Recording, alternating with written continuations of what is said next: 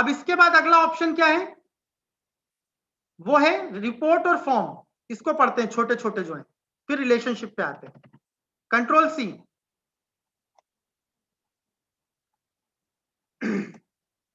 Control C, control V. Form के through हम क्या कर सकते हैं, फॉर्म के थ्रू हम डेटा को इंसर्ट कर सकते हैं। It is used to insert data on our table. हम अपने टेबल पे डेटा को इंसर्ट करवा सकते हैं। It provide GUI form to insert data on table। ये टेबल में डेटा को इंसर्ट करवाने के लिए क्या देता है, एक GUI फॉर्म दे देता है, एक ग्राफिक्स फॉर्म दे देता है आपको, ताकि आप क्या कर सकें, आपके सामने एक फॉर्म आ जाएगा तो डेटा डालना सिंपल हो जाता है। किसके थ्रू, फॉर्म के थ्रू। तो यहाँ पे ये ध्यान रखना। तो कैसे करना है, सेम वही स्टेप, क्रिएट पे जाना है, अब फॉर्म पे जाना है। सिंपल लेना है फॉर्म, कोई ये दो चार जो यहाँ पे है वो कुछ नहीं, पहले सिंपल फॉर्म। सबसे पहले मुझे उस टेबल को ओपन करना है जिसका फॉर्म बनाना है। मुझे किसका बनाना है, EMP का। फॉर्म पे जाना है और क्लिक कर देना। तो यहाँ पे देखिए उस टेबल का एक फॉर्म बन गया। ठीक है, अब यहाँ पे थोड़ी सी थ्योरी पे ध्यान दें। तो पहले मैंने क्या किया, क्रिएट टैब पे गया, क्रिएट टैब, और यहां पर मुझे कौन सा मिला ब्लॉक, फॉर्म्स। क्रिएट टैब में, फॉर्म्स में मुझे मिलेगा फॉर्म, इस पे मुझे क्लिक कर देना है। ये क्या करेगा, क्रिएट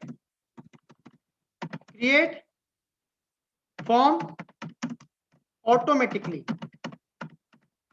ये ऑटोमेटिकली फॉर्म बना देगा, है ना। आपको ज्यादा मेहनत करने की जरूरत नहीं है, आपकी जो टेबल है उसका फॉर्म बना देगा। पर पहली स्टेप में सेलेक्ट टेबल, पहले आपको वो टेबल सेलेक्ट करनी है जिसका फॉर्म बनाना है, उस टेबल को सेलेक्ट करना जरूरी है। तो फर्स्ट स्टेप में ये, सेकंड स्टेप में ये। जब आपके सामने टेबल आ जाएगी, मतलब फॉर्म आ जाएगा आपके सामने। अब यहाँ पे third point, there are 3 types of view.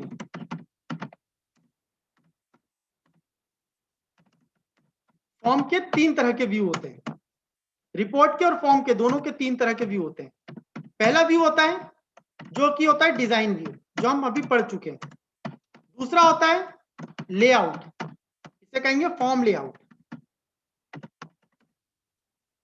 Form design. और थर्ड होता है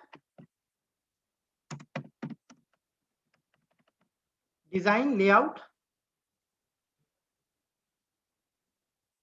डिजाइन लेआउट और form view, form view, layout view,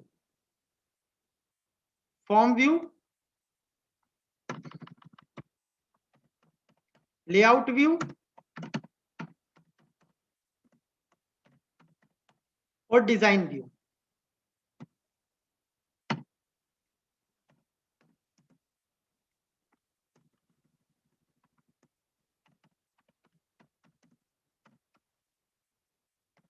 तो डिजाइन व्यू का वही काम है, डिजाइन व्यू का क्या काम है, modify design of the form, form के डिजाइन को मॉडिफाई करना। फॉर्म लेआउट का काम है रन फॉर्म, फॉर्म को रन करना, प्ले करना। लेआउट का काम है सेट फॉर्मेट या अप्लाई फॉर्मेटिंग, अप्लाई फॉर्मेटिंग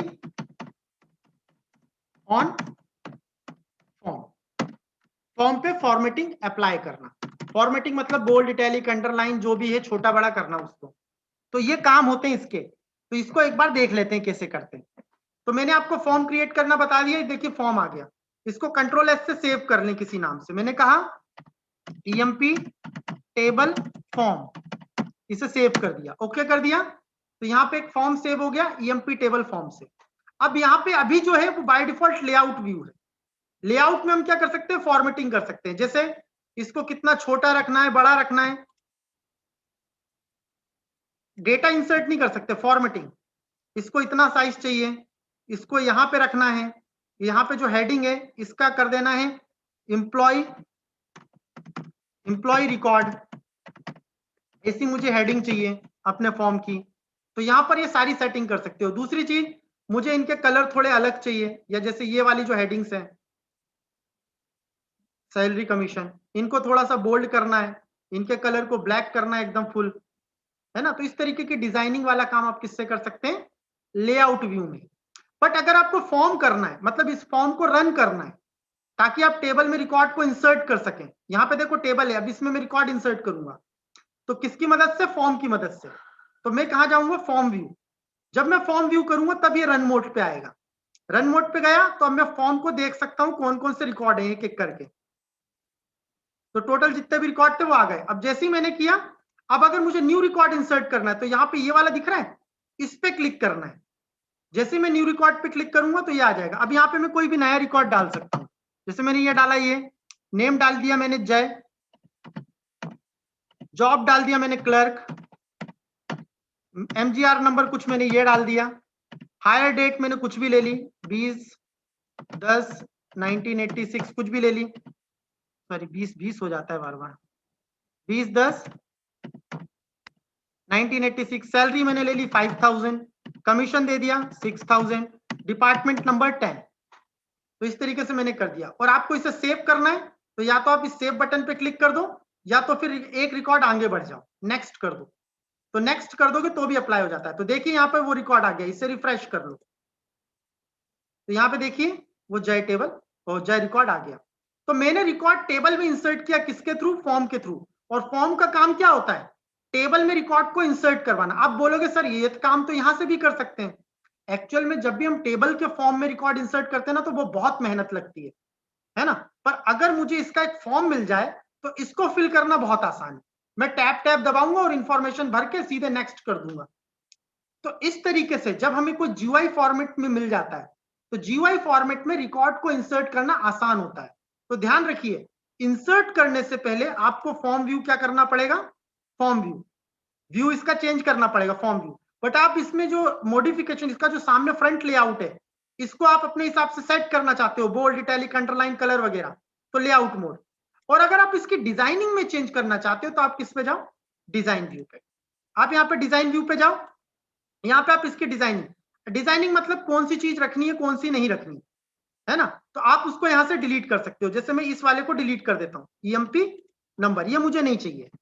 मुझे केवल इतने रिकॉर्ड इंसर्ट करने, जो मैंने अभी डिलीट किया वो शायद ऑटो नंबर फील्ड थी, वो ऑटोमेटिक नंबर जनरेट करेगा, मुझे उसमें नहीं चाहिए। पर कभी जरूरत पड़ती है कि मेरे पास यहाँ मैंने हटा दिया, मुझे लाना है वापस, तो मैं क्या करूंगा, एड एग्जिस्टिंग फील्ड पे जाऊंगा, तो जितनी भी फील्ड आ जाएंगी। अब ईएमपी नंबर पे क्लिक करूंगा, ये यहाँ पे आ जाएगा। अब इसको कहाँ अरेंज करना है, इट्स अप टू यू, इसको कहाँ रखना है, ठीक है। मैंने, आप अपने हिसाब से देख लेना कहाँ रखना है, मैं डिजाइनिंग पे इतना जोर नहीं दे रहा। और इसे कंट्रोल एस से सेव कर देना है और वापस कहाँ आ जाना है, लेआउट व्यू पे। तो देखिए ये फिर से यहाँ पे आ गया।